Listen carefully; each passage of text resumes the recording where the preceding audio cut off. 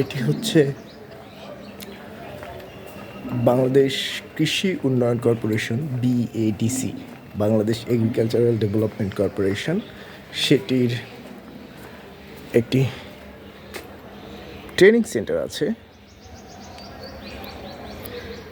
BADC training institute, Madhupur, টাঙ্গাইলে অবস্থিত সেটির ভবন। তো অসাধারণ, সকালবেলাটা বিশেষ করে এখানে, বিকালটা পাখির কুজন।